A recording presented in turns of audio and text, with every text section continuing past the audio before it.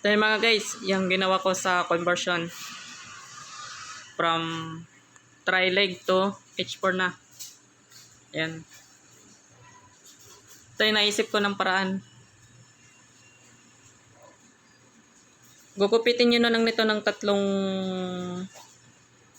gatla para kumasya nito sa stock na headlight. Dahil low quality po kasi ng Makoto na headlight bulb. May na po kasing klaseng buga ng liwanag. Kaya nag-upgrade na lang ako sa H4. Conversion po ito. Yan.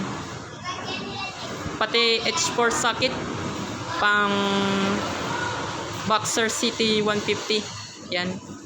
Para hindi na kailangan putulin ng stock na wire. Okay?